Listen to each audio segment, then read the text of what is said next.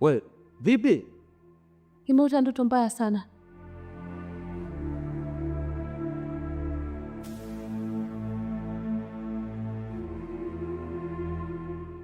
Ndoto gani hiyo? Yaani kibaya zaidi kwenye hiyo ndoto, nimeota nikiwa nimevaa mavazi haya. Ni ndoto ya kutisha mno. Wewe alikwambia kwamba eti kuna mtu ameshawahi kulala mchana akaota ndoto na ikawa kweli? Nani katika dunia hii? Nani? Ndoto zote za mchana za uongo, zote Mwenyezi Mungu tu na nguvu yake na uwezo wake anakuamsha muda huo, na kama hivi umelala pameshtuka, nenda kufanya shughuli za hapa nyumbani. Ndoto za usiku ndo kidogo zina maana, lakini za mchana haijawahi kutokea hata siku moja. Haya, imekuwaje kwanza mpaka kulala hapa nje? Ndani siku nasema za kulala vizuri tu au? Kiukweli nilipitiwa na usingizi baada ya kumaliza kula, na usingizi mzito sana umenipitia.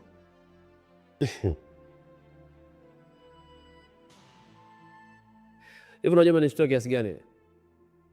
Nimekaa ndani, kuna labda mtu kajikata, sio na shoka huko nje, sio nini, kumbe umelala umeota. Hebu sikiliza bwana, acha uvivu wako, inuka hapa, msaidie mdogo wako kazi, kapike, sio chemsha maji. Kama hapa kazi zimeisha, nenda achukua ndoo, nenda kisimani kachote maji, au basi sawa, kisimani mbali, anua hata hizo nguo sio tunashtuana bwana. Mambo gani bwana hayo? Mimi sipendi bwana mambo yako hapa bwana. Siku nyingine kesi kama ndio hivi, ukishtuka usije kesi gani, siji kaambia kama ndio hivi.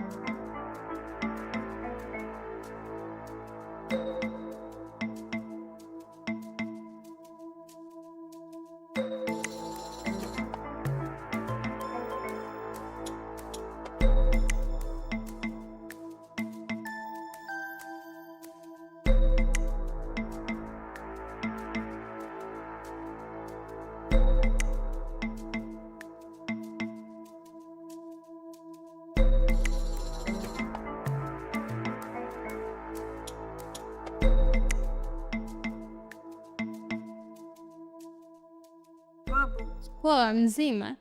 Niko poa. Kuadimika?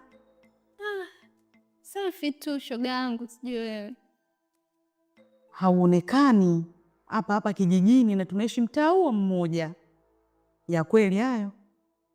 Amna, mbona mimi nipo tu, labda tunapishana. Usinifanye mimi mtoto mdogo wewe. Kwa jinsi ninavyokujua. Yaani sasa hivi umedamshi, umependeza. Sitaki kuamini. Na tunakaa mtaa huo mmoja. Yaani sasa hivi unanificha, yaani umeniruka, ni kama vile unijui. Na kwa jinsi unavyopendeza, itakuwa kuna mkono wa mtu. Wamaanisha mwanaume? Ndio. Hata hamna udugu wangu. Mambo yangu tu yananyokea, Mungu ametia mkono wake. Kwa sisi tumetunda, hatujanyokea. Wewe peke yako ndio umenyokewa. Amna. Haya, mficha maradhi kifo mbua. Unanificha mie udugu wako? Hapana, kwa kweli sitaki kuamini. Hamna, wala usijali, potezea tu, mengine tuyaache, tuchote maji hapa turudi zetu nyumbani. Zenu na jambo la kusimulia kuhusu mapenzi. Mtulie tuli, nitahadithia haya mapenzi.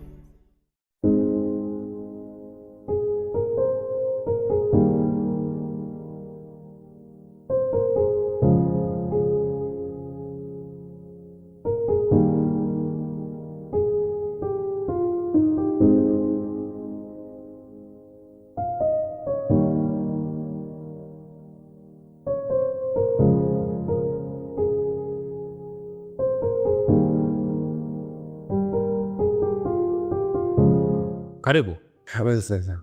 Salama. Shikamoo. Marhaba. Shikamoo. Samani. Naimani mnanifahamu vizuri. Lakini nimekuja hapa nimleta posa.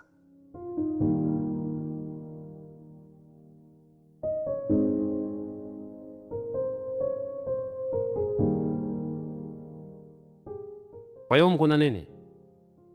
Mna barua Na hii posa ni ya nani? ya binti yenu.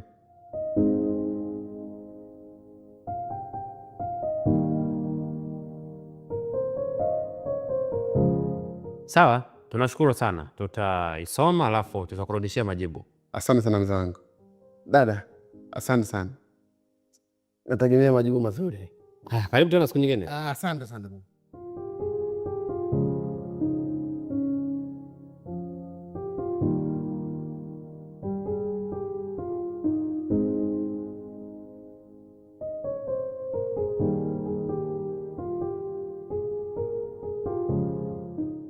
Haya, mambo yashakuwa mengi, kwa nifungue nione kuna nini hiyo.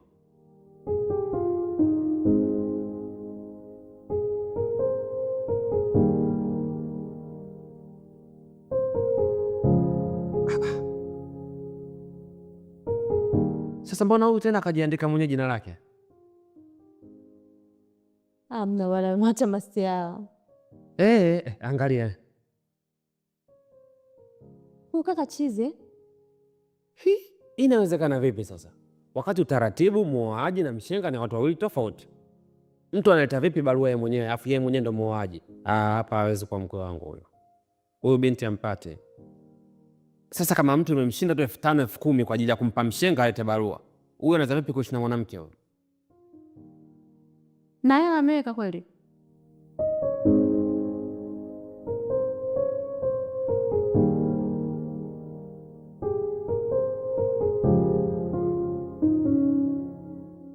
Nilikuwa nafungua tu kujiridhisha, lakini nilikuwa najua sababu hamna kitu.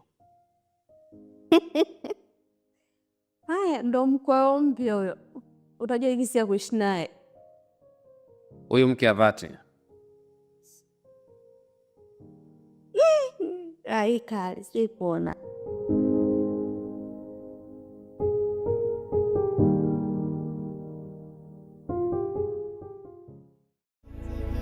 Tulieni tuli, nitawaambia haya mapenzi.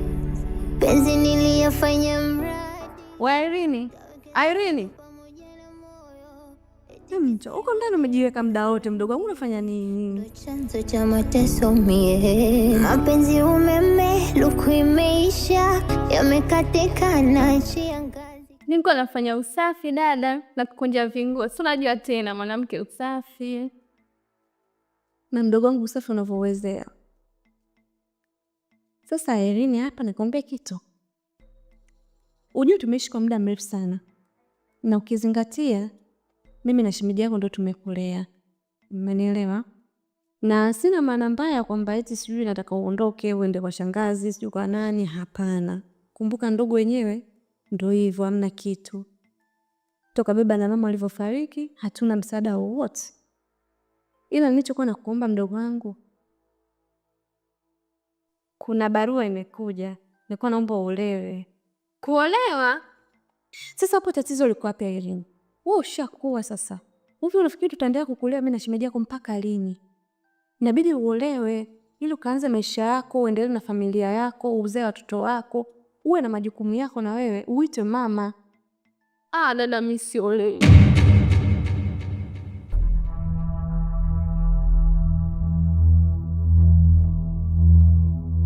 Sasa tunakataaje ndoa? Mema kama hiyo. Mimi mwenyewe dada yake sijaolewa mpaka dakika hii.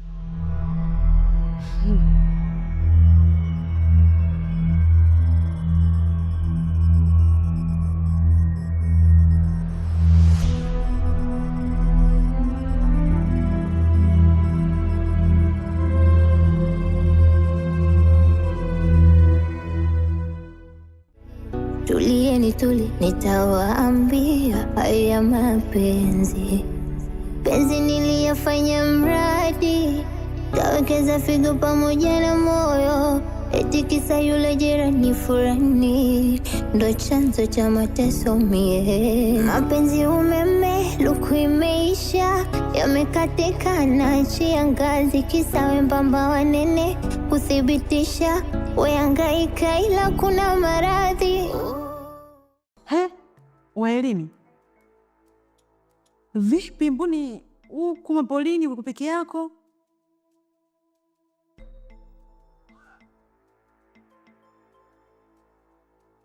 Wewe mbona unalia? Una matatizo gani? Hebu niambie kwanza. Nyumbani wamenitolea posa na mimi sipo tayari kuolewa kwa sasa. Sipo tayari kuolewa na mtu nisiyempenda. Mimi na mwanaume wangu ninayempenda. Sijui hata wameniletea nani. Kwa hiyo nyumbani wanajua kama kuna mtu unampenda? Nyumbani hawajui na sijawahi kuambia. Sasa kama hawajui, waambie nyumbani ili wapate kujua. Nyumbani ni wakali sana. Basi kama unaogopa, niambie mimi. Mimi si ndo rafiki yako? Mimi si ndo ndugu wako? Naomba uniambie huyo mtu, nikatoe taarifa kwa wazazi wako. Mimi sitaki kukuona unalialia hivi rafiki yangu. Akati nyumbani kwenu wana nia mzuri tu kwa mtoto wao kutaka kuolewa. Sijui unanielewa? Usijali. Mimi nitawaambia wenyewe. Na kila kitu kitakuwa sawa. Unafanya haraka. Sawa, kwa sababu naamini katika nguvu ya upendo. Naamini tu atanielewa. Haya, kama umeamua hivyo, basi mimi sitaki kuona ukiendelea kulia. Haya basi, nyamaza shoga yangu kama umeamua hivyo.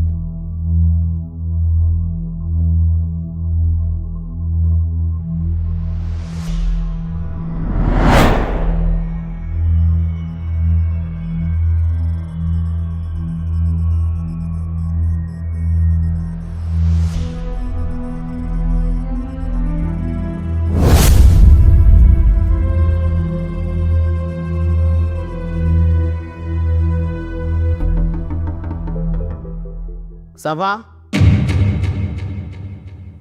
tuzalia hao hapana kwa sala msala sacrifice. Kama vile nilivyowaambia, mimi jambo langu nimelifanyikisha. Nimepata binti mzuri sana ambaye ananifaa kwa ajili ya sadaka. Sava? Tuko hapa kwa ajili ya kutimiza kafara. Yuzo, nina kazi na wewe. Sawa mkuu.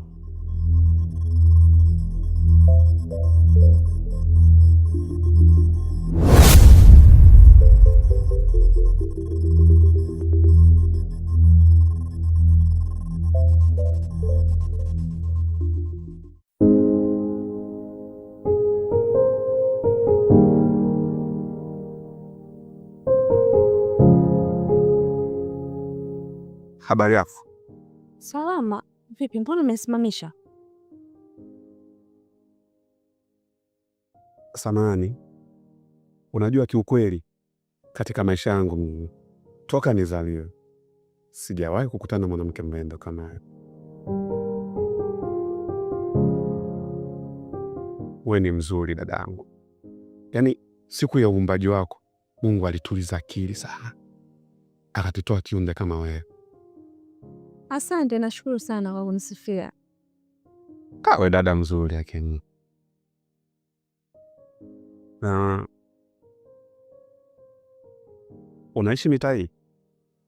Ya, mimi naishi maeneo haya, sipo mbali na hapa. Nauliza hivyo kwa sababu sijawahi kukuona. Maana mimi mwenyeji pia wa mitaa hii. Samahani kwa mara ya mwisho. Vipi? Umeolewa? Yaani unanifurahisha sana. Ushanisifia kwamba mimi ni mzuri. Unavyodhani, je, naweza nikakosa mtu kweli? Kwa sababu kama umeweza kunisifia mimi ni mzuri, nashindwaje kuwa na mtu yoyote katika maisha yangu? Au ndo tuseme toka nimefikia umri huu sijapata mtu wa kuniona mzuri kama ulivyoniona wewe?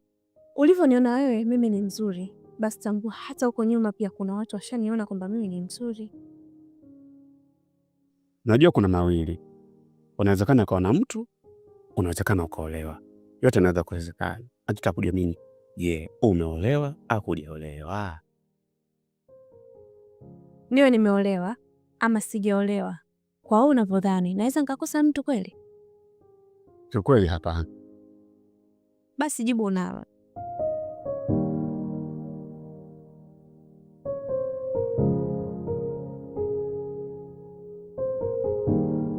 Sura yako si ngeni machoni mwangu.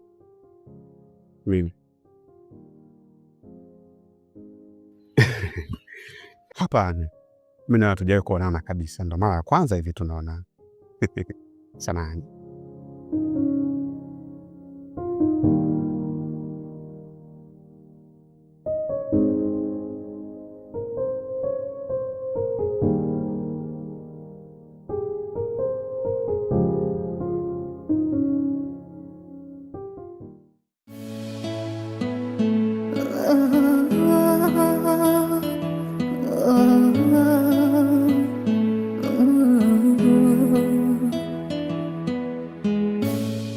Moyo wangu umebeba mengi tena ya kuumiza, mana ninachoshika kwangu kinateleza. Dunia mwalimu mzuri.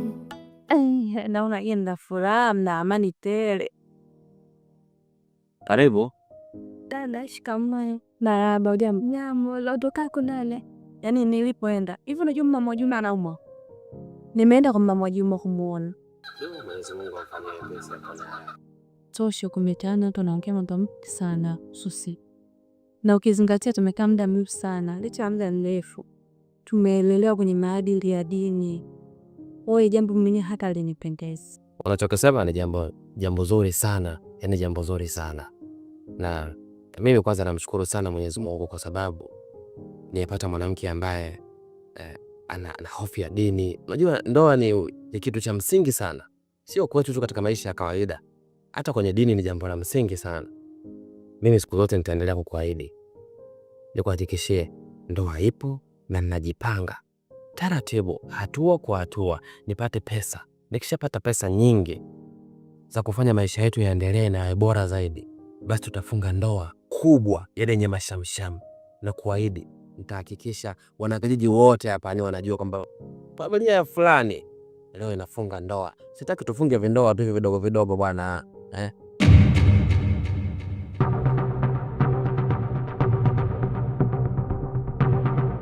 Kwani mkoaje? Mi hata sijui, lakini huu mdogo wangu atakuwa na changamoto. Yaani nilichomchunguza mimi, swala la ndoa hataki hata kusikia mtu anaolewa. Yaani yeye kwa kuwa yeye hapendi hilo jambo, hataki kila mtu aolewe. Nadhani ni hivyo nilivyomchunguza mimi, au unaonaje? Unajua kwenye haya maisha kuna vitu ambavyo huwezi kuvikwepa. Kwa mfano ndoa. Sasa hivi bado mdomo, lakini kuna kipindi au kuna muda utafika atahitaji sana ndoa. Kwa hiyo hawezi kuikwepa. Hapa anaruka tu, anajikasirisha kwa sababu bado ana akili za kitoto. Mimi nadhani kadri muda unavyozidi kwenda atakuwa sawa na ataelewa kwamba jambo la ndoa ni jambo la muhimu sana hata kwake pia. Hata tuelewa tu. Haya, shauri yako. Utachukua mahali ya watu, utajua bibi harusi ipo ndani, kumbe tayari kasha yeye anakuacha. Upo. Haya vitu hivyo naviona kwenye movie tu, yani sitamani kabisa vile vineke. Ndio hata kutokea umekaa nje, unajua bibi harusi ipo ndani, kasha kuachia manyoya. Huyo sura yako sijui utaiweka wapi? Yaani shilingi yako atakapokudhalilisha. Kama naona. Bwana, yeye kama hataka kuolewa ni yeye, lakini mimi ni kuahidi. Yaani sina jambo dogo. Mambo yangu ni makubwa tu kama Azam TV. Jambo dogo nalichukua na hakikisha linakuwa kubwa. Niwahakikishie ndoa yetu itakuwa kubwa. Yaani hilo jambo niachie mimi. Sitaki uhangaike. Masuala sijui ya muziki, sijui viti, chakula, sio nini, yani vovote niachie mimi. Nataka utulie.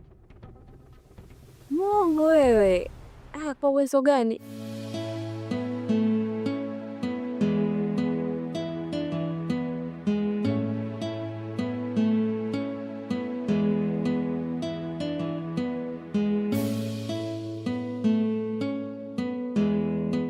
Wewe, njoo. Nini? Wewe bwana wewe. Haya, huko ulikuwa unaenda wapi na wakati ulikuwa unaenda huko? Amna mzee, maharage yangu tu nyumbani yanaungua. Kwa wakati unaenda huko ulikuwa unajua kama nyumbani kuna maharage, si ndio? Hebu nisikilize bwana wewe bonge. Nisikilize. Ujinga unaofanya unaujua. Unaujua vizuri kabisa. Haya, wewe uliona wapi? Mtu anaposa mwenyewe, mshenga mwenyewe, sijui muoaji mwenyewe, kila kitu anafanya mwenyewe. Uliona wapi? Wewe uliona wapi? Kikweli mzee wangu, kipato changu ni kidogo sana. Sina uwezo wa kumpa mshenga wa kwenda kwenu. Kwa hiyo nikaona bora nijeti tu mwenyewe. Haya sawa basi. Wewe huna pesa ya kumpa mshenga ili akuletee barua nyumbani. Unaweza kuishi na binti yangu wewe? Unajua binti yangu kwa siku anatakuwa achiwe shilingi ngapi ya matumizi? Unajua mimi namgaramikia shilingi ngapi yule? Usitende kuniulia mtoto wewe. Alafu usinifikirie vibaya. Yaani mimi siko hapa kwa ubaya au labda mimi sitaki sio binti yangu aolewe au wewe ufai, hapana. Mimi najua kabisa maadili na pesa ni vitu viwili tofauti. Uenda ukawa huna hela ndio, lakini una mapenzi ya dhati kwa mwanangu. Sasa sikiliza. Kama kweli unampenda binti yangu, pata taratibu. Sio kila mtu anamtumia mshenga kwenda kutoa posa kwamba ana hela. Mwingine anaomba. Nenda msikitini kule, kuna watu wamekaa kule, kuna mashehe, kuna watu wana busara na hekima. Muombe, muelezee. 1 2 3 nisaidie. Mtu atakuja. Hata mimi nitakuwa kidogo na busara basi ya kuishi na binti yangu. Lakini ujinga unaofanya huu kabisa, napata picha wewe huwezi kuishi na mwanamke. Hapana mzee wangu. Nitapambana kadri niwezavyo ili mradi mtoto wako awe kwa hakika, avae vizuri, kila kitu apate. Sawa. Sasa kama kweli unampenda binti yangu, basi fuata taratibu. Fuata taratibu kama nilivyokuelekeza, kila kitu kiwe sawa. Na hapa nimeongea tu kwa uzuri kabisa. Nimeongelea mambo mengine. Sijagusia swala la pesa, sijaongelea ishu ya mahari wala kile, pesa ya mjomba, si pesa ya nini. Hivyo vote sijaviongelea hivyo. Sio nielewa vizuri? Samahani kidogo. Ina maana nikija kutoa barua kuna pesa ya mjomba, kuna pesa ya shangazi, kuna pesa ya kila mtu pale, ndio? Wenzio ndio wanavyofanya ili kuishawishi familia. Wewe unadhani binti yangu yani wewe tu ndio umemwona kijiji kizima, wewe ndio umemwona peke yako? Kuna watu wengi wanakuja pale, kila mtu anakuja na swaga zake. Huyu kaleta hiki, huyu kaleta hiki, mkungu wa ndizi, mwingine mananasi. Wewe umeleta barua tu nani? Barua hii haina hata kitu, ipo kavu tu. Basi sawa mzee wangu, naomba tusemeane wewe. Kwa nitajirekebisha wakati ujao. Hao ndo maneno sasa ya mwanaume atakuwa ongee sasa. Sawa.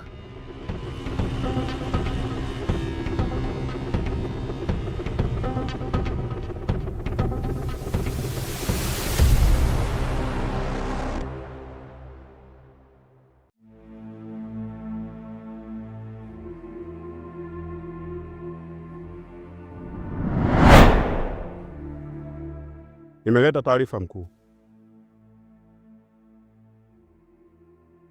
Inaonekana yule ni mke wa mtu.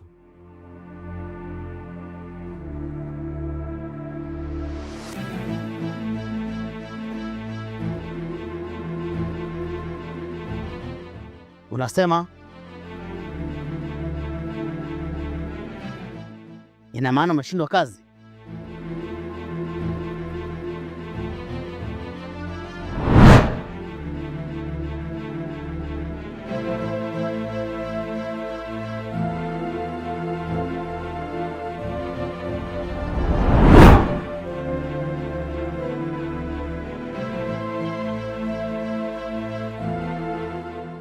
Mpumbavu.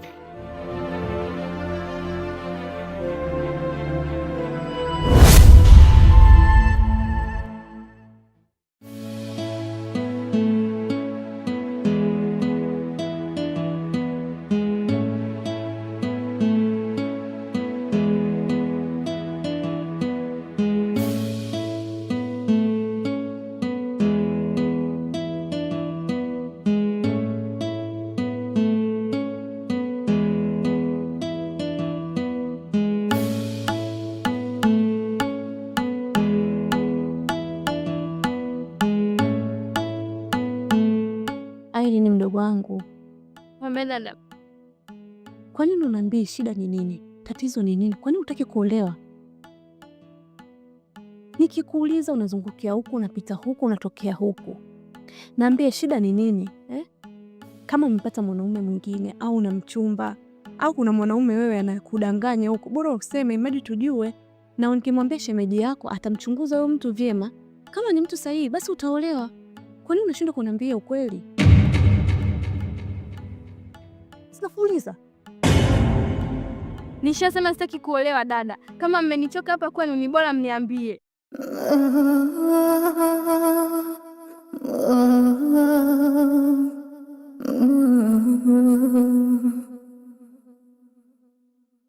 Moyo wangu umebeba mengi tena ya kuumiza mana. Irene, nimekuja kwa mara nyingine tena. Nahitaji nipe majibu yangu.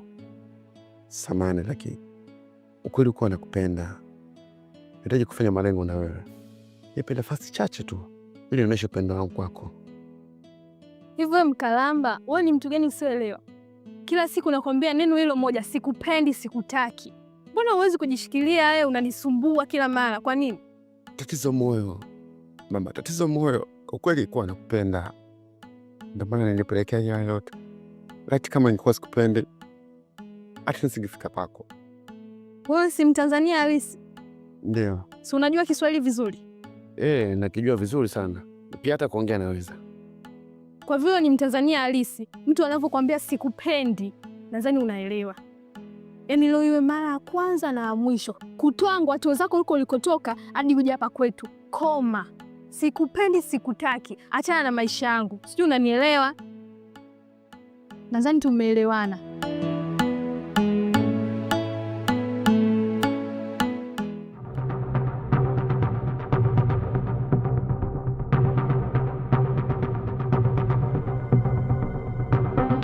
Kwa hiyo wewe unanidharau mimi kwa sababu ya yule kikaragosti?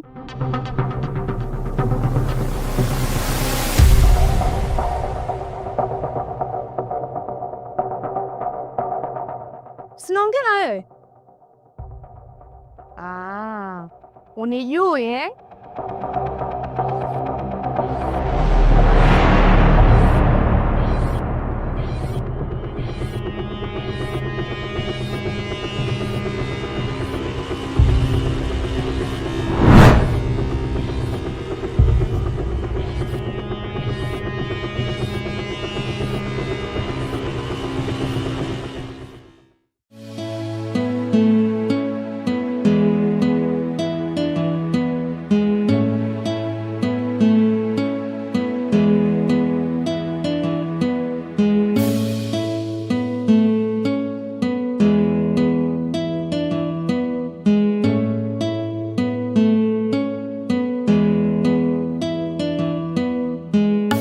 Hali ya mdogo wako kadri muda unavyozidi kwenda inazidi kuwa mbaya.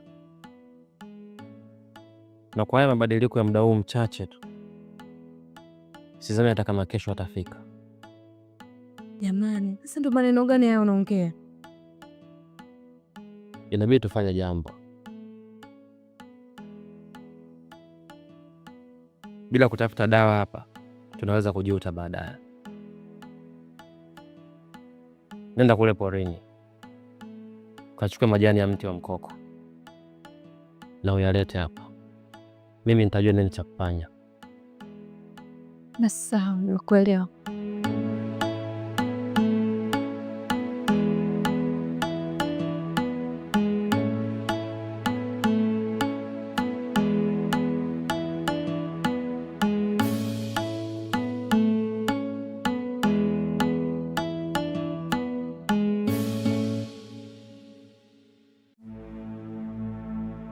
Wewe umeshindwa kazi yako,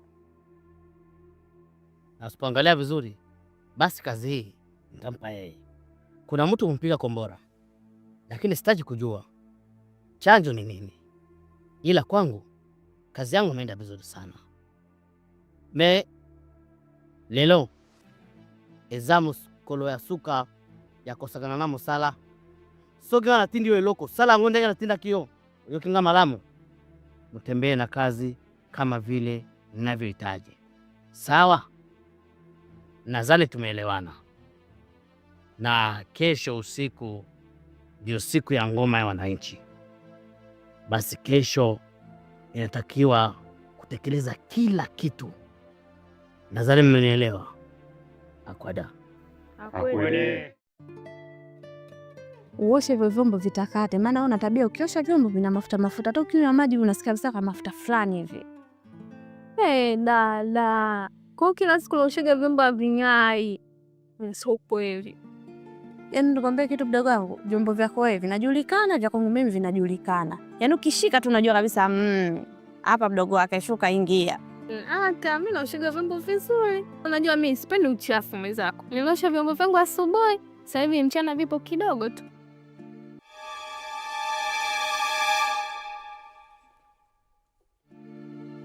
Dada.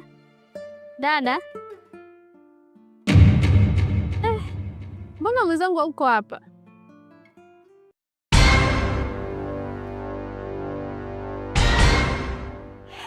Kwani ana shida gani? Mbona anisikilizi? Sina na changamoto gani?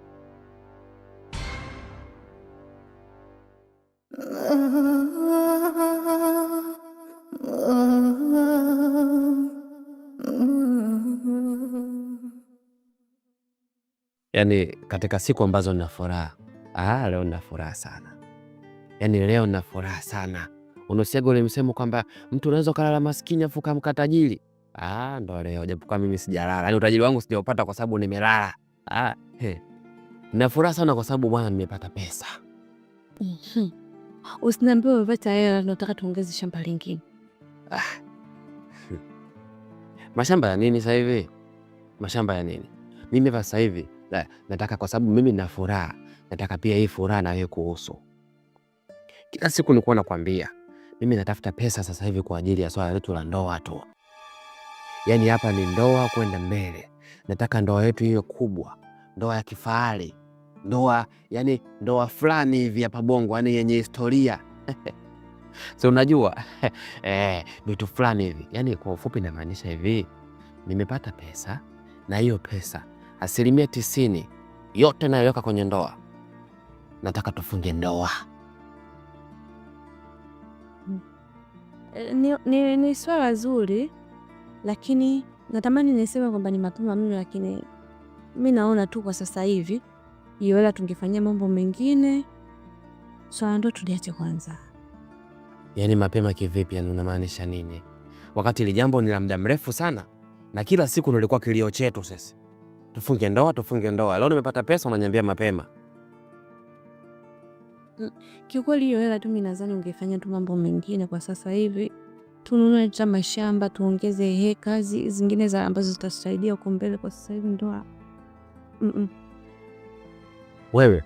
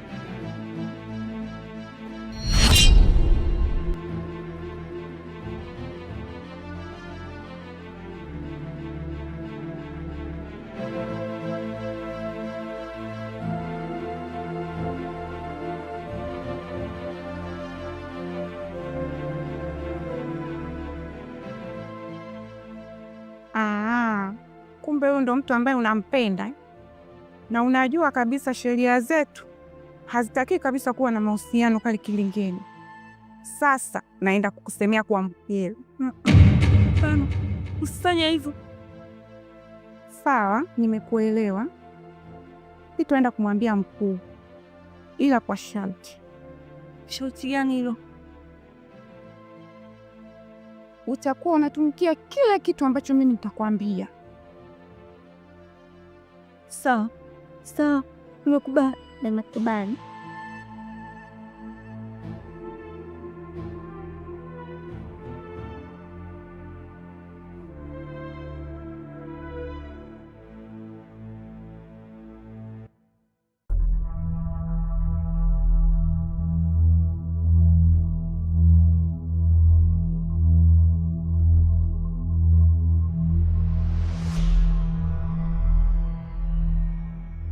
Nimewaiteni hapa,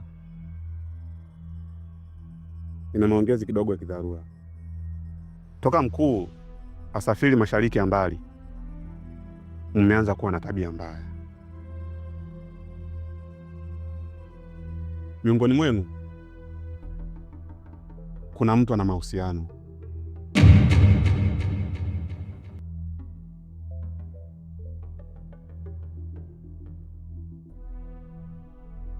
Na mnajua kabisa ni kinyume na taratibu za kilinge chetu.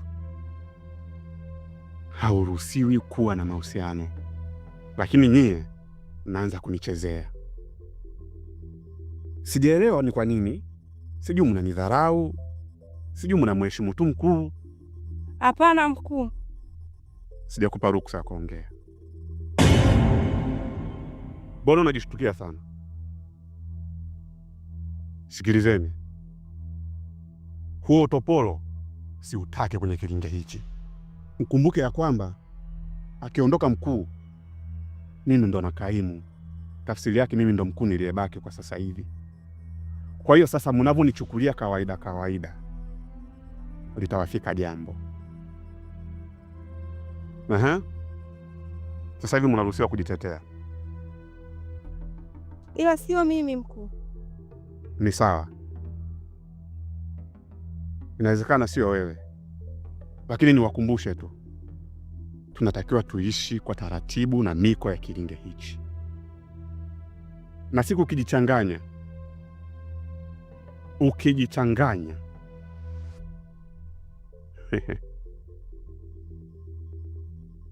sitaki kuongea sana.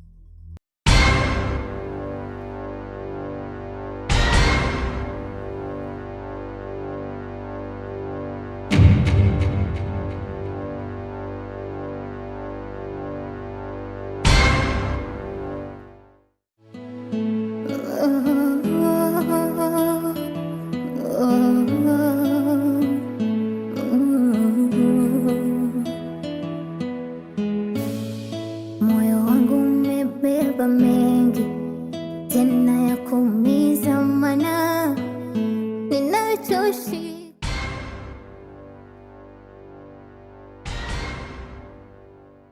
Wewe ni nani? Na alafu sijasikia hata nyayo ya mguu kupita hapa. Huwezi kusikia nyao zangu. Nyao zangu ni kama nyao za wazee wa zamani. Walikuwa wanatembea kwa kunyanyua miguu, ila sio kwa kuburuza. Najua unatafuta dawa ya kumtibu mdogo wako pamoja na mume wako, ila niko hapa kwa ajili ya kukusaidia. Tazama hapa.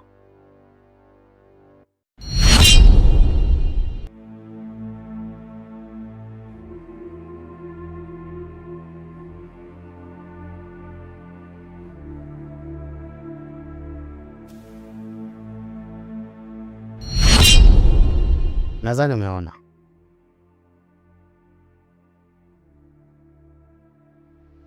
Na mimi nitakupa dawa. Umewezaje kujua matatizo yangu au shida inayonisumbua? Kwa maana wewe ni malaika au ni nabii? Mimi sio malaika, wala nabii. Nadhani umenielewa. Hii ni dawa, ina uwezo wa kumtibu mdogo wako.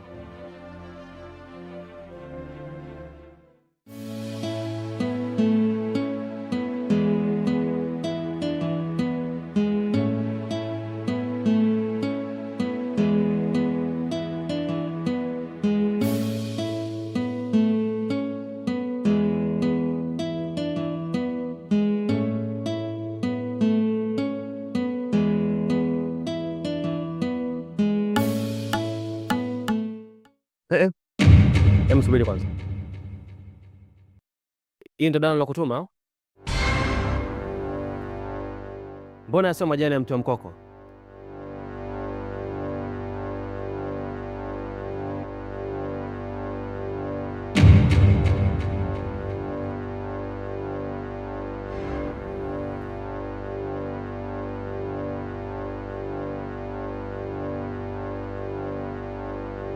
Moyo wangu umebeba mengi tena ya kuumiza, mana ninachoshika kwangu kinateleza. Dunia mwalimu mzuri, ila ameshindwa kunifunza tofauti kati ya maisha.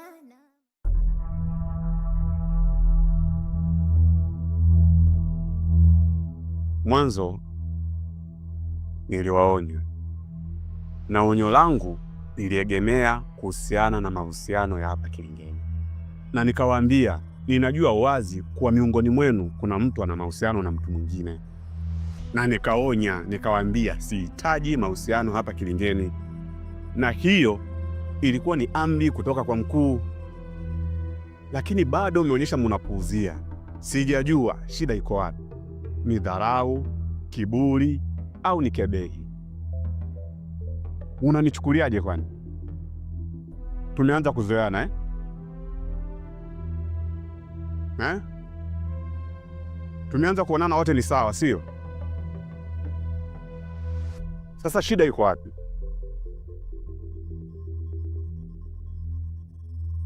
Ni sawa. Kutokana na utovu wa nidhamu ambao unaendelea mpaka dakika hii, wa kuonyesha miongoni mwenu bado mnaendelea kuwa na mahusiano, leo hii nahitaji mujiseme nyinyi wenyewe, nani na nani kati yenu mna mahusiano? Hakuna mkuu kati yetu mwenye mahusiano. Kwa hiyo mimi ni mpumbavu ambaye ninasema kuna watu wana mahusiano? Mimi ni mjinga? Hapana mkuu.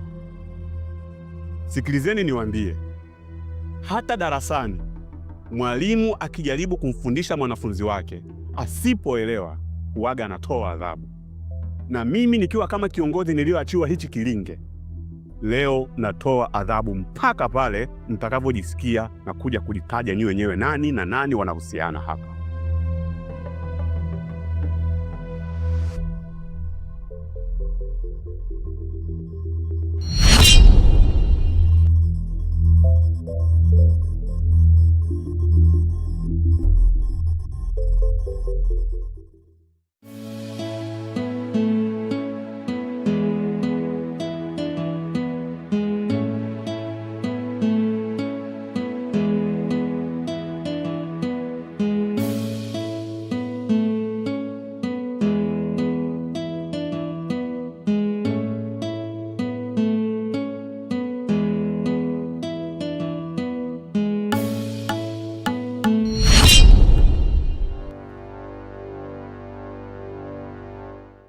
Vipi?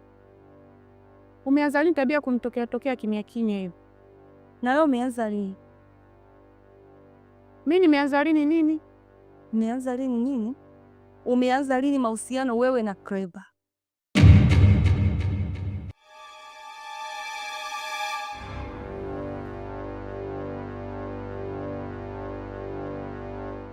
Hivi unajua adhabu inayomkuta mtu anayetembea na mshirika mwenzie? Afadhali ya mimi ambaye natoka na mtu wa nje. Zai, adhabu kali itakufikia hivi punde. Umejuaje hili?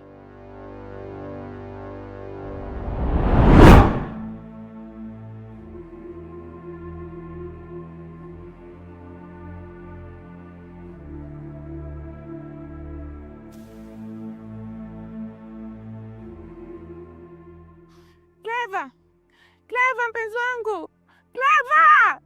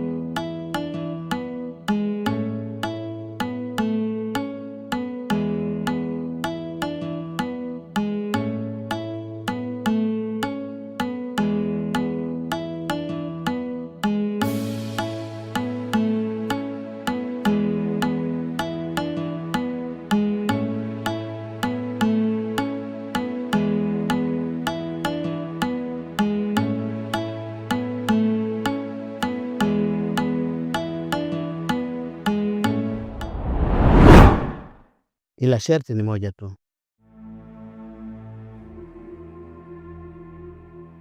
Utakubali kufunga na mimi ndoa kwenye mti wa laana ili upate kuishi kwa amani na kanisi uyokingabie soko kusala iloko ana ukuzala mtumuko ya malamu na kati ya familia nayo pona kubikisa familia nayo nalibota na omo bimba ndima uzala mwasi na ngai na kanisa uyokingai. Upo tayari ama nende zangu? Basi mimi naomba usifanye kitu chochote kile. Mimi nimekubali.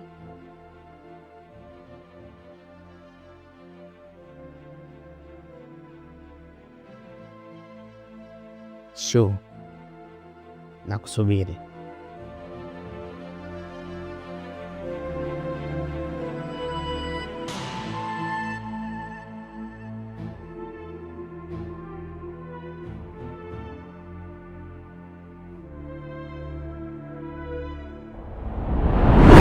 Moyo wangu umebeba mengi tena ya kuumiza, mana ninachoshika kwangu kinateleza. Dunia mwalimu mzuri, ila ameshindwa kunifunza tofauti kati ya maisha na mapenzi. Onalia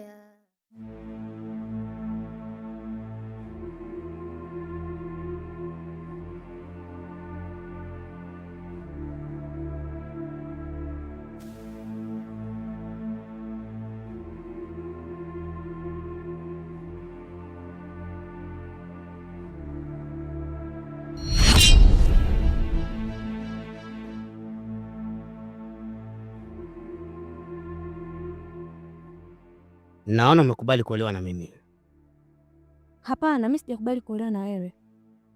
Ila tu nimekuja hapa kukuomba umwache mdogo wangu pamoja na mwanaume wangu. Naona wewe ni mtu mzuri sana, unaweza kufanya hivyo. Basi ngoja nikwambie, hakuna msaada wa bure duniani. Na kuna kazi unahitaji kunisaidia. Ni kazi gani hiyo? Maana wewe kila kitu unakiweza.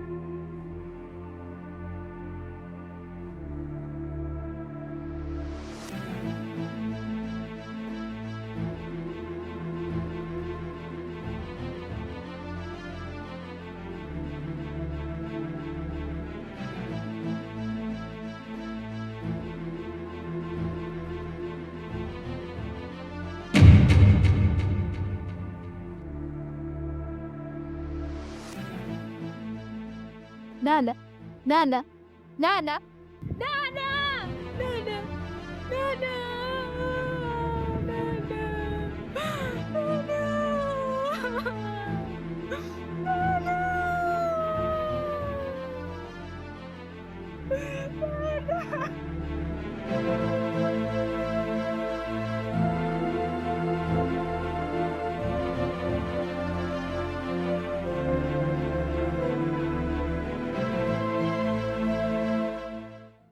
Feva, Niambie mpenzi wangu. hivi unajua Aisha anajua mahusiano yetu? Nini? Anajua. Imekuwaje mpaka ajue? Alituona. Unajua ni changamoto. Yaani hapa nawaza sisi tunafanyaje? Kwa sababu tumepewa onyo kwamba hata utoka na mtu kilingeni tunaliwa nyama. Sasa baba, tujiandae kuliwa nyama. Kati ya mimi au wewe? Sawa. Kwa hiyo vipi? Yaani sijaelewa vizuri. Ina maana alivyotuona uliongea naye chochote kile labda? Hapana. Jiongea naye chochote. Sisi nikaje? Uone kama tatizo kifika kwa mkuu. Sasa tunafanyaje? Maana naogopa kuliwa nyama mwezio. Mambo kama mimi. Hii taarifa zikifika kwa mkuu, tumekwisha mpenzi wangu. Ina maana vipi? Kuna nini? Mbona sielewi? Aisha ananiita. Acha mimi niende nikamsikilize ili nikamstopishe. Maana mambo si kama makubwa bure. Mwisho wa siku mkuu akatuona sisi jao nikaliwa nyama, mimi naogopa. Sawa. Zingatia hilo sawa.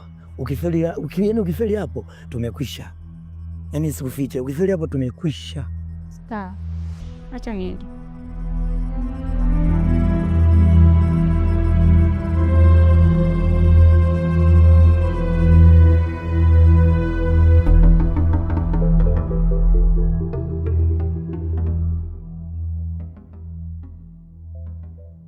Hata nilipokukuta nilihisi utakuwa ushaondoka kazini. Hapana, bado sijaondoka. Vipi hali yake? Dada ana hali mbaya na bado hajaamka, na asipoamka leo ni siku ya 3.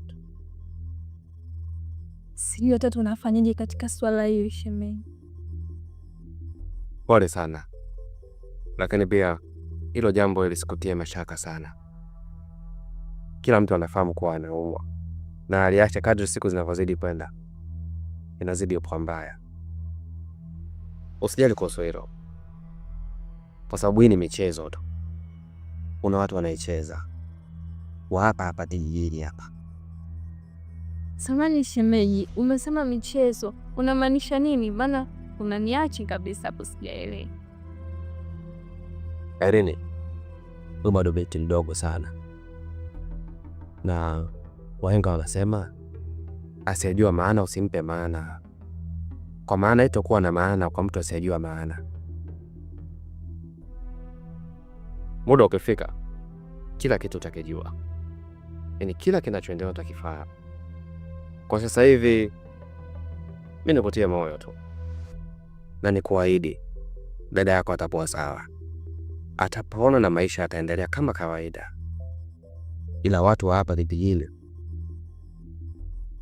wasichokijua kwamba mimi kama sijakae, ukiwasha mbele na waka, ukiwasha nyuma tawaka. Yaani kama wao wanajua michezo ya mbele, basi mimi najua hata. Kwa sasa muombe sana Mungu dada apone, na hakikisha unamjali sana muda wote na kwa karibu na kila kitu kitakuwa sawa. Sawa shemeji, natumai itakuwa hivyo.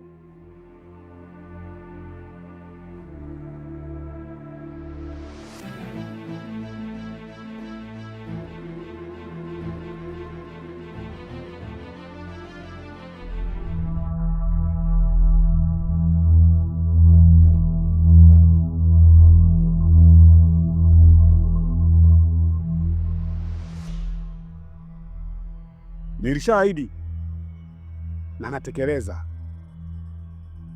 Nilianza na mume wako na sasa hivi umefuata wewe. mwili wako utapumzika pema peponi, lakini kivuli chako bado kitaendelea kunitumikia. Sasa hivi mimi ndo gwiji na ndo kiongozi wa Kilinge.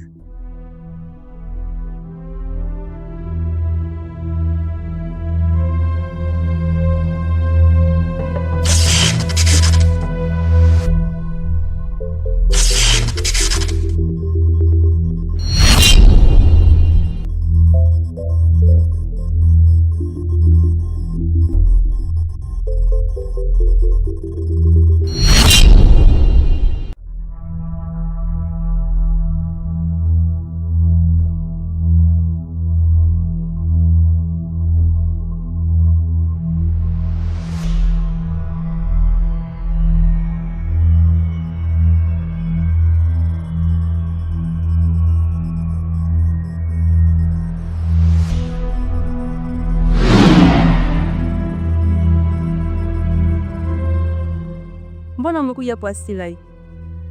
Nimekuita hapa sio kwa uadui, bali nimekuita hapa tuwe marafiki tena. Alafu itizingatia mimi na wewe tunafanya kazi sehemu moja. Sawa, haina shida, maana nilikuwa na wasiwasi sana usije ukaenda kusema kwa mkuu bure tukaja kuliwa nyama. Mimi naogopa. Siwezi kwenda kusema kwa mkuu, ukizingatia hata mimi nafanya kosa ile hilo. Hila na kitu kimoja nataka unisaidie. Jambo gani hilo? Nahitaji nimpate mkaranga. Sawa, mimi nitakusaidia kumpata mkaramba, hata usijali kwa hilo. Sawa, hamna shida.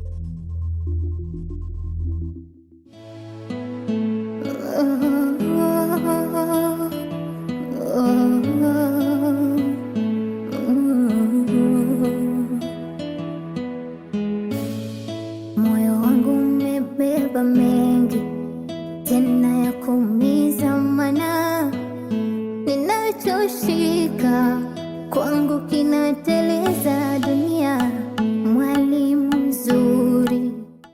Sasa kaka. Salama. Shikamoo yako. Maraba. Kaka, nimeleta posta muda mrefu sana, lakini mpaka saa hizi majibu yangu sijapata.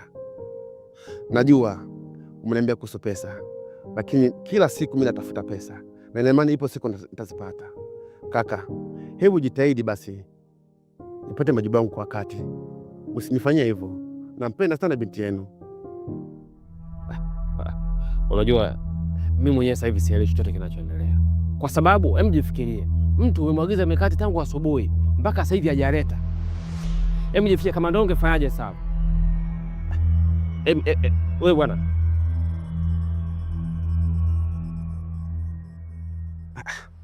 Sasa namwambia kuhusu majibu, anaambia eti mikate, sijui sukari kufafanyaje. Sasa mimi nashinda kumuelewa sasa.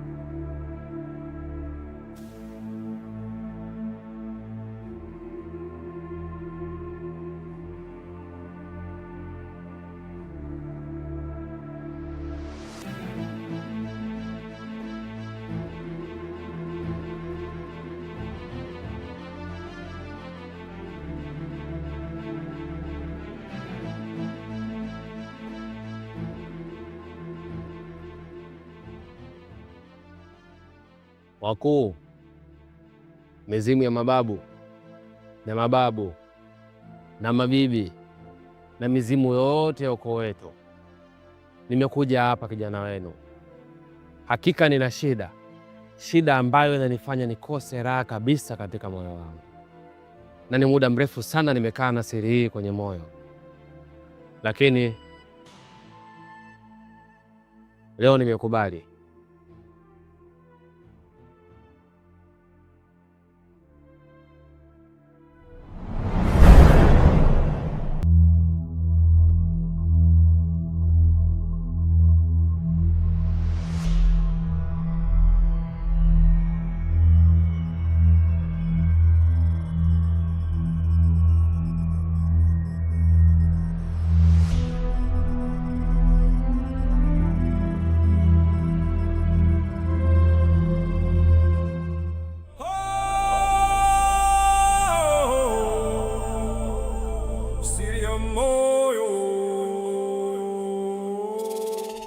Rafiki yangu, mwenzako hapa nilipo hata sielewi.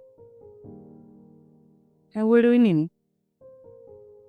Dada ana siku ya 3 tangu adondoke ghafla, kalala tu ndani. Sio zongo hilo shoga yangu. Zongo? Unamaanisha nini? Uwe zongo ulijui? Hapana. Hapo inabidi umtafute mtaalamu akafanyie dawa kabla mambo hajawa mengi, maana kijiji hiki kina mambo kwa. Subiri kwanza. Mtaalamu? Ndio. Tena inabidi mfanye haraka, mtamkosa. Upo? Mtaalamu gani huyo unayozungumzia? Mtaalamu umjui? Namaanisha mganga.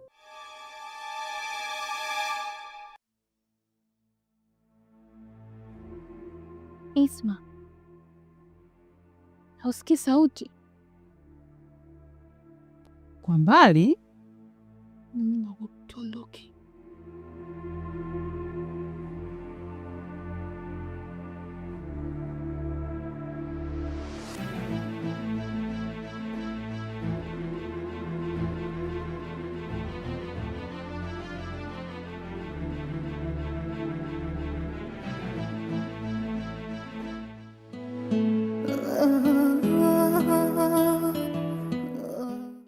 Nina taarifa ambayo nataka nikupatie, lakini ni nzuri kwa upande wetu. Taarifa gani? Yuzo amemuua mkuu.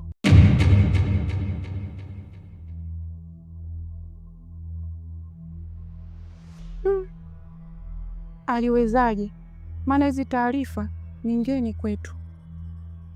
Kumbuka Yuzo hana nguvu kuliko sisi na anajua njia zote ambazo wanazifanya mkuu, hivyo ni rahisi sana kuweza kumwangamiza mkuu. Sasa itakuwaje kuhusu maiti ya mke wa mkuu? Maana nafsi yake alishamkabidhi yule mwanamke ambaye alitokea kupendwa na mkuu ili aendelee kumtumia. Maiti ya mke wa mkuu tayari ilishazikwa na Yuzo, na kuhusu nafsi ya yule binti atajua mwenyewe, ila tukumbuke, hatuweza kuitumia vizuri, atatuangamiza sana, kwa sababu ni kali kupita kitu chochote. Sasa itakuwaje?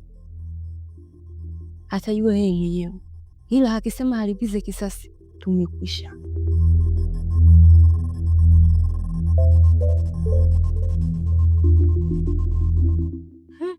Vipi shoga yangu, mbona umekuja na hofu? Una matatizo gani? Rafiki yangu, shemeji yangu ana siku ya 3 hajaonekana nyumbani, na mbaya zaidi, jua linaelekea kuzama, sijui atakuwa wapi. Na matatizo gani? Na vipi dadako anaendeleaje? Kapona? Dada hali yake kama ilivyokuwa mwanzo, hakijabadilika chochote. Sasa dadako yupo, ina maana unamwonea wivu shemeji yako?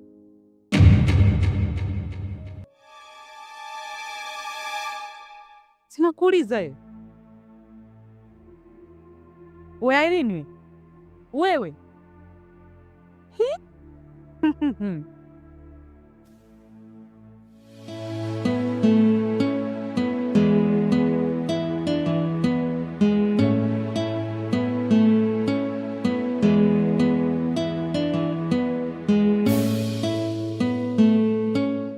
Irene, unajua Fia kuwa ni mzuri, lakini uzuri wako usijifanye mimi kuniumiza. Hebu basi jaribu kuangalia hisia zangu upande wako. Mama, ninakupenda sana, tena nina upendo sana wa dhati na wewe. Nahitaji kujenga familia na wewe, nahitaji tuzae watoto. Mama, niko tayari sana kufanya jambo lolote kwa ajili yako, na nakuhakikishia hiyo ndoa yetu itakuwa ya pambe, yaani majirani wote watafunga vibwebwe kwa ajili yako. Nishatamba sana kwa marafiki zangu. Sasa mama, ukinikatalia, marafiki zangu watanena mimi mtu wa ovyo. Hebu jaribu basi kunikubalia basi mama. Hivi unaitwa nani vile? Kumbe jina langu liko lijui. Naitwa Mkaramba Boy hapa, mtoto wa Makonde kutoka Mtwara. Vipi? Jina langu ni mzuri eh?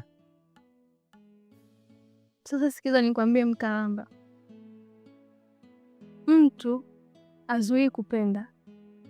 Moyo unapenda popote pale. Lakini kwangu mimi ni tofauti. Yaani unataka kumaanisha nini? Wewe sio chaguo la moyo wangu. Yaani namaanisha sikupendi. Siwezi kuishi na mtu ambaye simpendi. Kwa hiyo cha kukushauri tu, tafuta mwanamke ambaye atakupenda na atakuheshimu. Kwa vile mimi sikupendi, siwezi kukuheshimu, siwezi kuishi na wewe.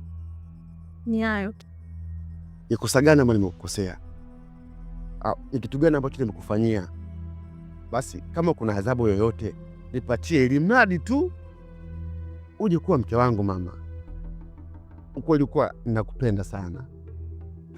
Niko tayari mimi nifanye jambo lolote au chochote katika moyo wangu ichukue, ili mradi basi mimi kuja kuwa na wewe. Alini kweli kwa nakupenda.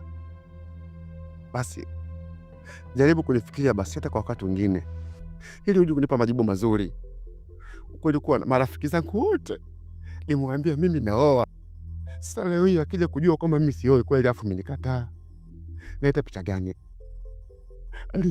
Tafadhali ninakuomba sana mamangu, nakuomba jaribu kunipa nafasi yako ili uone upendo wangu kwako mama.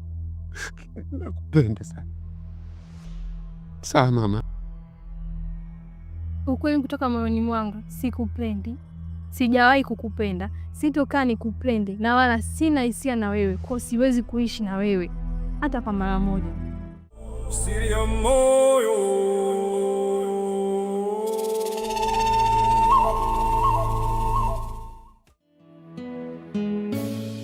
Moyo wangu umebeba mengi tena ya kuumiza, mana ninachoshika kwangu kinateleza dunia.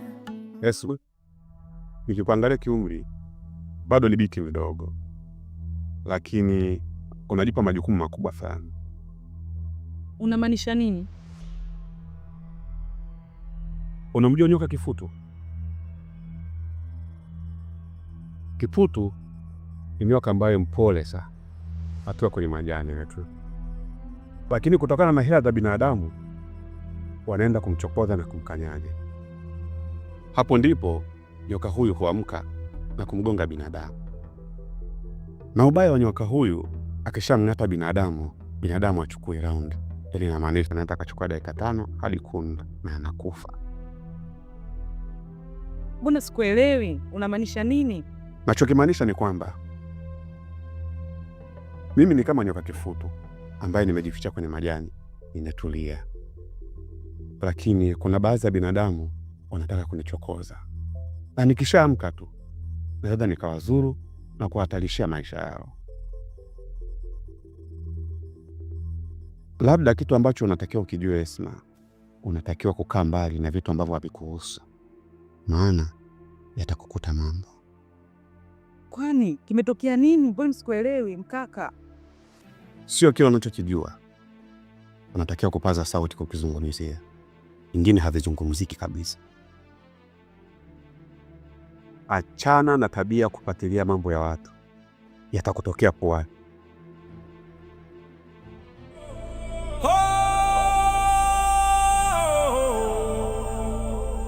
Siri ya moyo.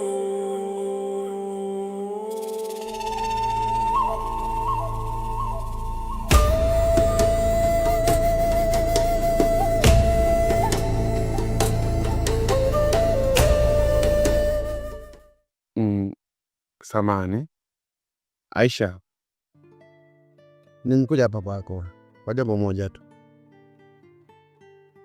Umekuwa mtu wa kunifuatilia sana, sio mara moja, sio mara mbili, na kweli niko sikupendi, lakini ikiwa kama binadamu nina moyo wa huruma sana. Nimefikiria kwa kweli una mapenzi dhati, Kwa hiyo kwenye pangu mmoja kukubali, niko tayari kwa nawe.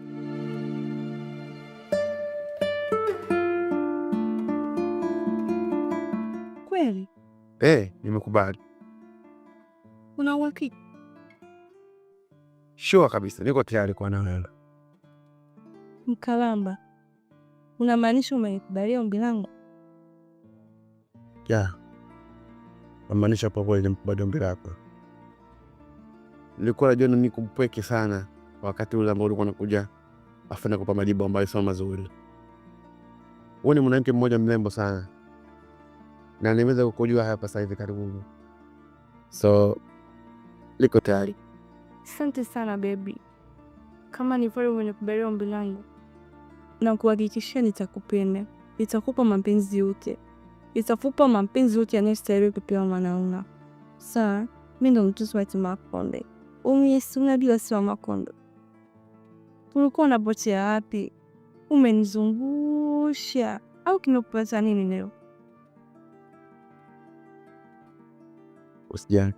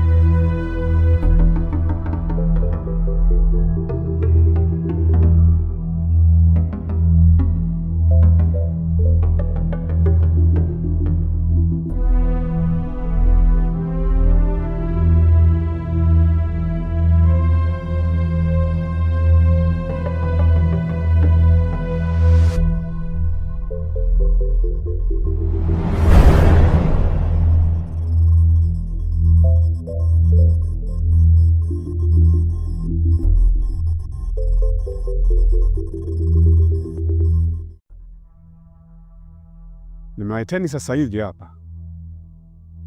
Kuna jambo la msingi na la maana nataka kulizungumza na nyinyi. Hilo jambo ni baya, lakini pia ni zuri kwa upande wetu.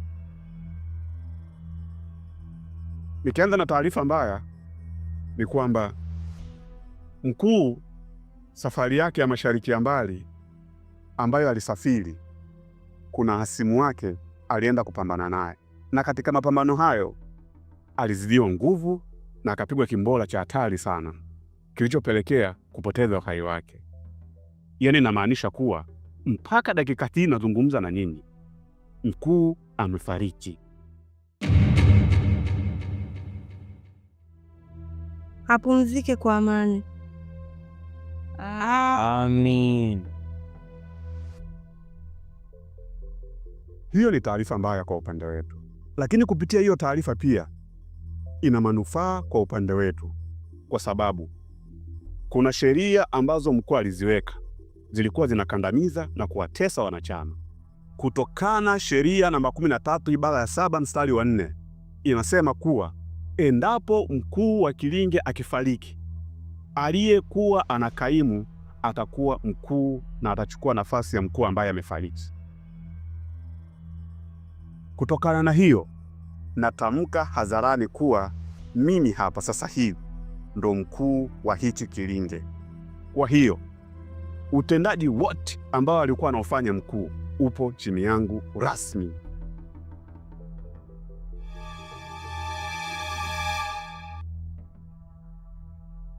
Nikienda kwenye jambo zuri, ni kwamba katika uongozi wangu ninataka kuondoa sheria kali na mbaya ambazo zilikuwa zinawakandamiza wanakilinge. Hapa sasa hivi nitazungumzia sheria mbili. Ya kwanza, sheria ya mahusiano katika utawala wangu mimi natamka rasmi kuwa munaruhusiwa kuwa na mahusiano ya kimapenzi ndani na nje ya Kilindo. Oh, wow. Naona mnavyokenua. Mmefurahi eh? Kwanza nashukuru sana mkuu kwa kuruhusu mahusiano, hasa hiyo ya ndani kwa ndani, maana kuna mshirika nilikuwa namtaka namtolea macho, sasa hivi unyama nitamega tu. Au vipi mkuu?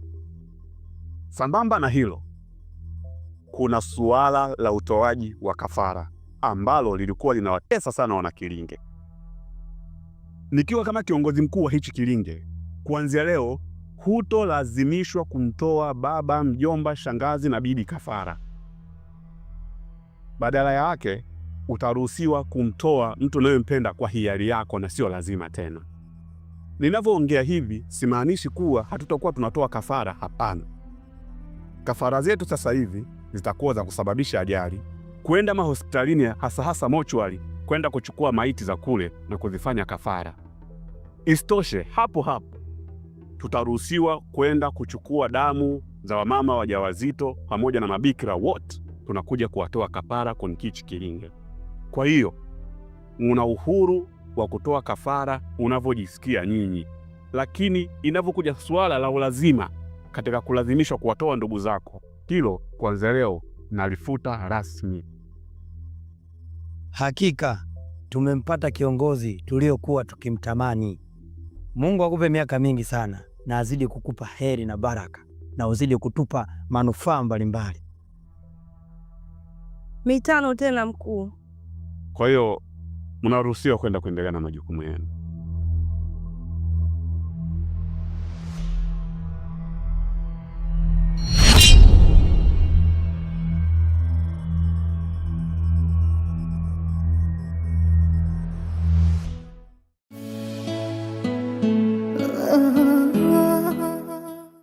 Esma, rafiki yangu, kuna jambo nataka kukuambia. Wewe tena nini? Haushui majambo. Jambo gani sinayo? Kwa ni rafiki yangu tangu tukiwa wadogo. Tumekuwa pamoja. Tumeshare vitu vingi kwa pamoja. Lakini kuna jambo ambalo nilikuficha kwa muda mrefu. Na nilikuficha kwa sababu ni siri ya moyo wangu. Na kuomba, nitakapokuambia siri hii, tafadhali usimwambie mtu yoyote yule. Siri gani tena hiyo? Mbona unanitisha? Na kuahidi siwezi kumwambia mtu yoyote yule. Najua unataka kujua ni nani ninayempenda. Esma, nimejitunza tangu nikiwa mdogo. Kwa sababu yupo ambaye ninampenda. Mwanaume wa ndoto zangu. Mwanaume huyo ni shemeji yangu. Irene, haya ni masikio yangu ninayosikia au masikio yangu yana matege? Shemeji yako? Unampenda shemeji yako, mume wa dada yako? Una akili timamu kweli wewe? Ndio Esma, nampenda sana shemeji yangu. Na nimejitunza kwa ajili yake. Nikitumaini ya kwamba ipo siku atanioa na kunifanya mkewe halali. Tutaishi pamoja. Nitolee upuzi wako mimi. Yaani unatoka huko mguu pande mguu shoto unakuja kuniambia wewe ujinga. Una akili kweli wewe? Yaani sijakuelewa kwa kweli. Yule ni mume wa dada yako. Unaanzaje kumpenda? Esma, mapenzi ni hisia. Mapenzi ni upofu. Mtu anapenda popote pale. Najua kwa kwamba yule ni shemeji yangu. Lakini moyo wangu hutaki kuelewa hilo. Nampenda sana shemeji yangu. Nimezama katika mapenzi yake. Nipo katika dimbwi zito. Nisikilize. Kama unampenda shemeji yako, basi mtilie sumu dada yako afe ili uendelee kuwa naye pamoja. Si unataka kula naye bata? Mtilie sumu dada yako afe. Hapana. Siwezi kumtilia dada yangu sumu. Nampenda sana dada yangu. Ni moyo wangu tu unaonisukuma kumpenda shemeji. Siwezi kumfanyia ukatili kama huo. Oh, kumbe unampenda dada yako. basi mwache dada yako na mume wake wale maisha. Sawa, nitamwacha dada na shemeji waendelee na maisha yao. Nisikilize Elini rafiki yangu, wakati wa Mungu ndio wakati sahihi sana. Subiri wakati wako, Mungu akikujalia utampata mwanaume wako, atakupenda na wewe utampenda, mfanye maisha yenu. Achana na mume wa dada yako, mwache dada yako ale maisha na mume wake. Wewe unaita shobo za nini? Nitolee mimi upuzi wako. Kweli Esma, mimi ni mjinga, tena ni mjinga wa mwisho. Hata sijui nawezaje kumpenda shemeji yangu, lakini yote napelekeshwa na hisia zangu. Nampenda sana shemeji yangu, na sijaanza leo wala jana. Tangu nikiwa mtoto mdogo nilianza kumpenda shemeji yangu. Usijali rafiki yangu, yataisha na imani Mungu yupo na anatuona.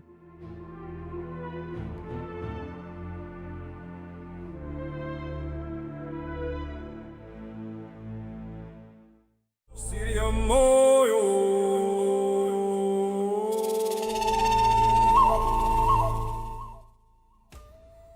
Kodi.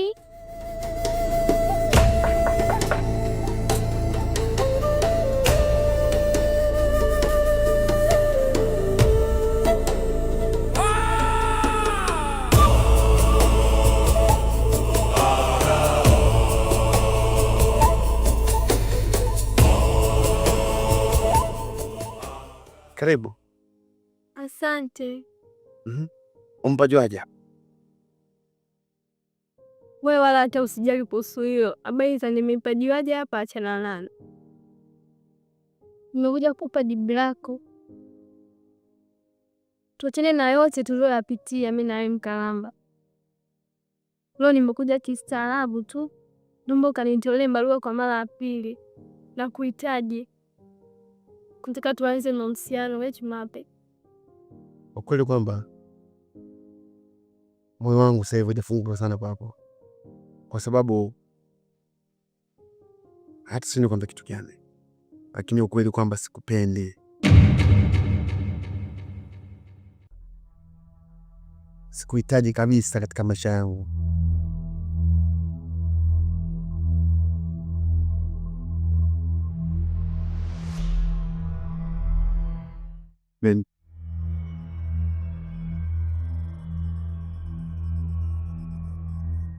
Huyo ndo mwanamke ambaye niko naye saizi. Samahani, lakini sio kama nakudharau. Hapana, ile ukweli kwamba nilikupenda sana na nilitamani nifanye kila kitu juu yako, kwa sababu familia yako haikuhitaji kuwa na mimi.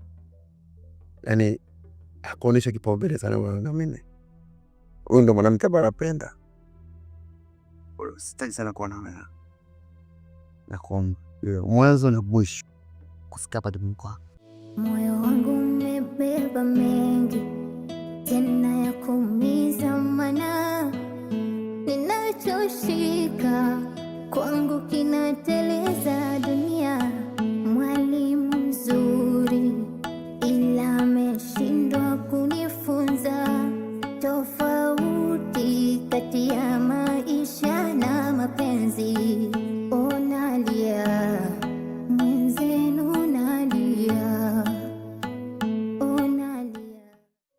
Kiukweli nina furaha kubwa sana ya uamuzi uliochukua mkuu sasa hivi kurahisisha mahusiano. Sawa, lakini mkuu wa sasa hivi ndo aliomuua mkuu wa zamani, alafu kwenye kikao ametudanganya kuwa ameuliwa huko alipoenda. Au mengine achana nayo tuhusu. Sawa, au yameuliwa hajauliwa utajua na wenyewe. Kikubwa mambo yetu si anaenda. Yule mkuu wa zamani sasa alikuwa anatubana. Kitu kidogo tu ametubinya. Kitu kidogo tu ametufanya hiki. Sasa hivi tuna enjoy, tufurahi. Sawa, kwa sababu si amekufa, tufurahi. Mkuu sasa hivi sasa amerahisisha mambo. Sema mambo yetu yanaenda fresh, tufurahi. Kwa sababu mkuu sasa hivi amerahisisha makafara. Atutoane wenyewe kwa wenyewe. Wewe ni nauma unakumtoa kafara mtu ambaye unampenda, umtoe mfano mamako mzazi au ndugu yako wa karibu. Inauma sana. Sasa hivi karahisisha. Kafara tunatoa tu mtu wa barabarani huko, watu wa wapi, watu adui, hata nini ya kwetu yanaenda. ni sawa ninachokizungumzia mimi hapa kwamba nimechoka na hiki chama cha kichawi, natamani niache. Sawa, swala lilozungumzia ni sahihi, lakini tusijitoe kwa haraka haraka, kwa sababu tukijitoa kwa haraka haraka tunaweza tukauliwa. Cha kufanya, ngoja tuangalie uongozi wake upoje, sawa? Alafu tutajua baadaye tunafanyaje. Sawa, mimi nakuelewa mpenzi wangu, utajikaza. Kwa hiyo tunafanyaje? Maswala yetu yache kwanza, tunaenda kuishi wapi? Bana, njoo kwangu. Uje kuishi nyumbani, si unajua mimi mwanaume, haiwezekani mimi nitoke nyumbani nije kuishi kwako. Naanzaje kuja kuishi kwako? Hata aibu uone? Sawa Mai, sababu nakupenda na nikija kwako naamini ninachokitaka muda wote napata. Enjoy.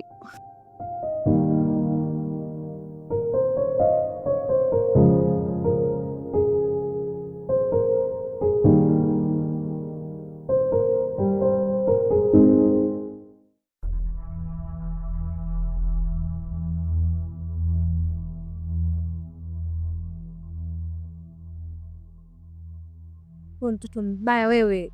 Yaani umenikimbia mimi kula, unajua kabisa nikikaa na dada mimi atanambia nipike, nioshe vyombo, sijui nifanyeje. Umekuja huku kula misosi na kumbe ndo tabia yako. Ukija huku unakula masosomolo. Ukifika kule nimeshiba.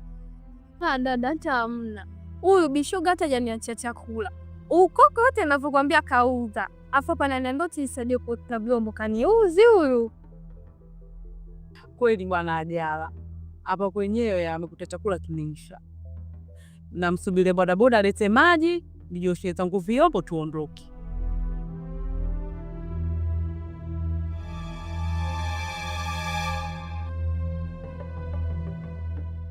Ile litaka nilichawi.